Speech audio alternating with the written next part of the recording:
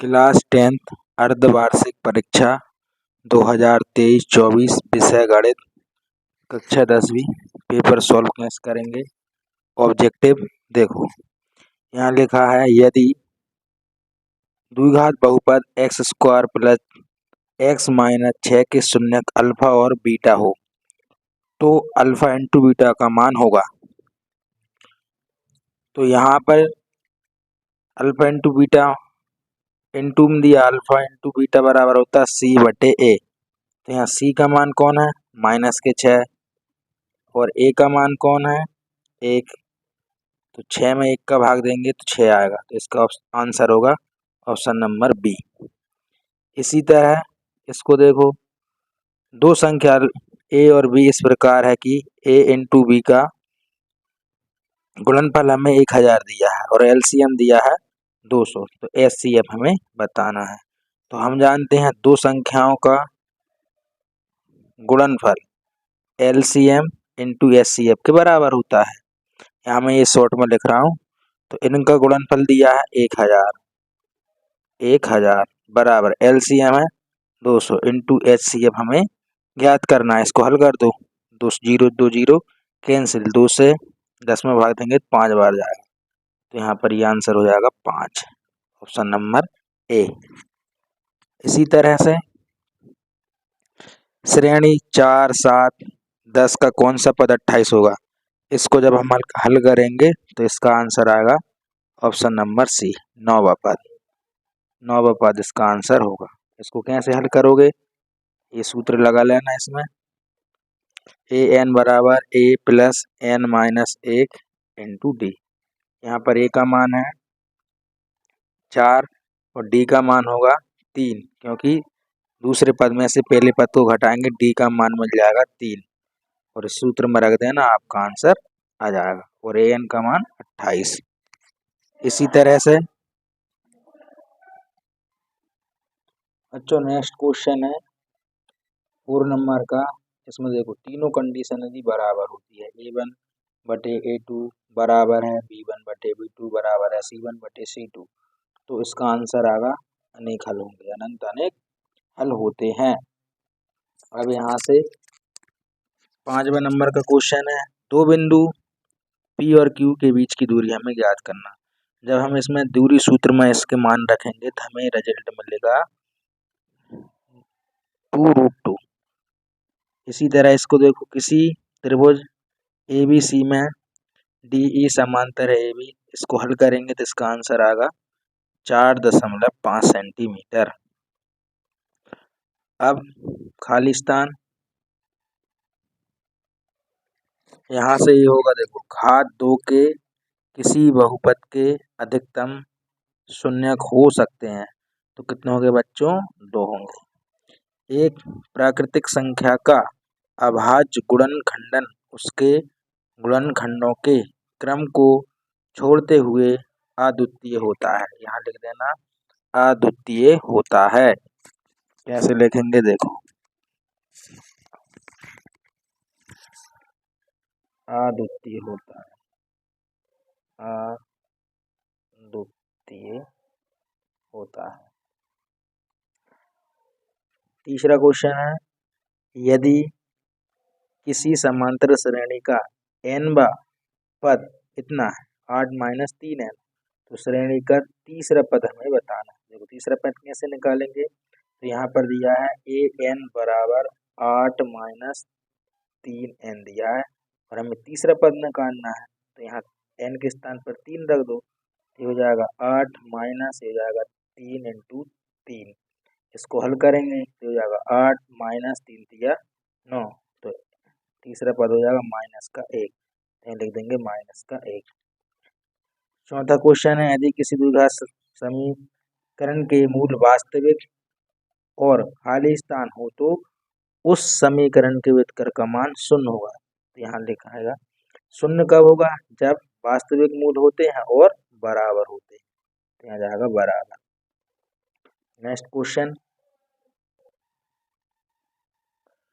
Question है, दो समान कोणिक त्रिभुजों में उनकी संगत भुजाओं का अनुपात सदैव कैसा रहता है, समान रहता है। लिख दो समान। समान रहता है। छठा क्वेश्चन, दो आकृति या जिनके आकार समान हो परंतु आवश्यक रूप से अमाप समान ना हो आकृतियां कहलाती है। खाली यहाँ पर आ जाएगा समरूप। कौन सी आकृति होगी वो? समरूप। सत्ता सत्म दिया है, अर्धगोले का संपूर्ण पृष्ठीय क्षेत्रफल 4πr² होता है, जो संपूर्ण का होता है, लेकिन अर्धगोले का यहाँ हो जाता है 2πr²। ये क्या है? गलत है, यहाँ लिख देंगे ये गलत है। वृत्त के त्रिज्यखंड का क्षेत्रफल 4πr² थीटा बटे 360 होता है। हाँ ये होता है, ये सही है। दो चरों में एक रेखिक समीकरण के अनेक हल होते हैं। हाँ बच्चों ये सही है, इसके अनेक हल होते हैं। श्रेणी इतने 4 - 4 4 - 4 एक समांतर श्रेणी। तो समांतर श्रेणी का नियम क्या कहता है? देखो, दूसरे पद में से यदि हम पहला पद घटाएंगे, तो पहला पद घटाओ, इसको घटाएंगे तो माइनस के 8 आएगा। अब तीसरे पद में से दूसरे को घटाओ, तीसरा पद कौन है? 4, और ये हो जाएगा माइनस माइनस प्लस 4, तो हो जाएगा 8। देखो यहाँ पर इनका अंतर है, माइनस का 8 आ रहा, यहाँ प्लस का 8 आ रहा, इसलिए समांतर श्रेणी नहीं है, ये रॉन्ग हो जाएगा। एक ऊर्ध्वाधर खंबे की परछाई खंबे की ऊंचाई के बराबर है। ये खंबा है और इसकी परछाई इसके बराबर है, मतलब ये दोनों भुजा कैसी है? बराबर है। यहाँ पर कितने डिग्री कोण बनेगा? 90 का। तब सूर्य के उन्नयन कोण 45 है। देखो बच्चों, जब हम इसको मिलाएंगे तो यहाँ पर ये सूर्य का उन्नयन कोण 45 डिग्री ही बनेगा, क्योंकि ये त्रिभुज बन गया, समकोण त्रिभुज, तो यहाँ 90 है, तो त्रिभुज के तीनों कोणों का योग होता है 180। जब ये 90 है तो इन दोनों का योग कितना होगा? 90 है, तो एक जब दोनों ये भुजा बराबर है तो दोनों का योग हो जाएगा 45, इसका 45, मतलब 90 है। दोनों का योग 90, तो एक होगा 45, ये सही है, इसको लिख दो, ये सही।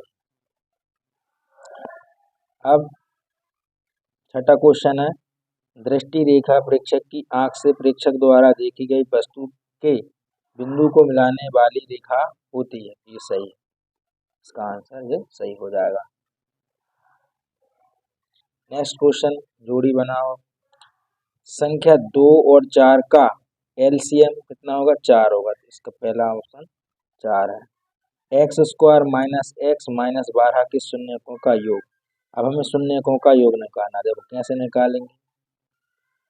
शून्यकों का योग होता है माइनस के b बटे a। तो यहाँ देखो b का मान कौन है? माइनस का 1, और a का मान कौन है? प्लस का 1। इसको भाग दे देंगे, माइनस माइनस प्लस, 1 से 1 कैंसिल, कितना जाएगा? 1, तो इसका आंसर आ जाएगा 1। तो ये ई वाला इसका आंसर होगा 1। साइन स्क्वायर थीटा का मान होता है 1 - कॉस स्क्वायर थीटा, तो जाएगा तीसरा। कॉट 30 डिग्री का मान होता है √3, तो जाएगा चौथा। सेक थीटा का मान होता है 1/cos थीटा, तो कौन सा? 5वां।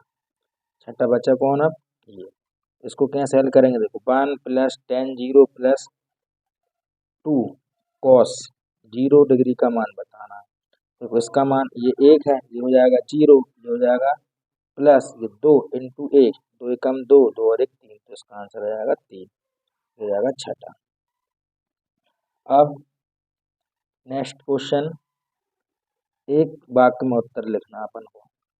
दिए गए चित्र में बहुपद px के लिए y = px का ग्राफ नीचे आकृति में दिया है। px के शून्यकों की संख्या बतलाइए। तो देखो यहाँ पर ये x अक्ष को किसी भी बिंदु पर कट नहीं कर रहा, इसलिए इसके शून्य की संख्या होगी 0। क्या लिख दें? शून्यकों की संख्या 0 होगी।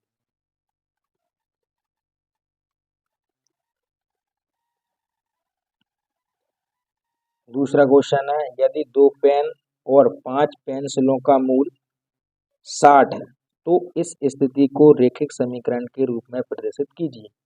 तो यहाँ पर यहाँ लिख दें, माना एक पेन का मूल x रुपये तथा एक पेंसिल का मूल y रुपये तब प्रश्नानुसार कैसे लिखेंगे, यहाँ जाकर 2 पेन है तो यहाँ लिख देंगे 2, यहाँ लिख देते हैं इसको 2x प्लस 5 पेंसिल है तो 5y बराबर कितना हो जाएगा 60। तो ये आ गया रेखिक समीकरण। यहाँ लिख देना 2x प्लस 5y बराबर 60। नेक्स्ट क्वेश्चन है समीकरण 2x square plus 3x plus 4 का विविधकर का मान बताना। हमको क्या होगा, तो ये विविधकर होता है b स्क्वायर माइनस 4ac। अब इसके मान रख दो, b का मान कौन है यहाँ पर 3, तो हो जाएगा 3 का स्क्वायर माइनस 4 इंटू a का मान है 2, c का मान 4, इसको हल कर दो, ये हो जाएगा 3 3 9 माइनस 4 चौको 16, 4 चौको 16 दूनी 32, तो हो जाएगा 32। अब 32 में से प्लस के 9 को घटा दो तो यहाँ आ जाएगा ये 23, ये हो जाएगा माइनस का 23। इसका मान 0 से कैसा है, छोटा है, ये इसका आंसर है। चौथा क्वेश्चन है क्या सभी वर्ग समरूप होते हैं, तो हाँ बच्चों सभी वर्ग समरूप होते हैं, हाँ यहाँ लिख देना हाँ। 5वां क्वेश्चन है वृत्त की स्पर्श रेखा वृत्त को कितने बिंदुओं पर स्पर्श करती है, एक बिंदु पर, यहाँ लिख देना एक बिंदु पर।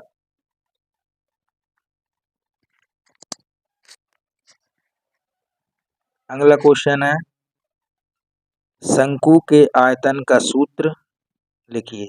शंकु के आयतन का सूत्र होता है 1/3 पाई r स्क्वायर h। बच्चों ये आपके पूरे विकल्प हो गए। यदि वीडियो पसंद आए तो लाइक जरूर करना।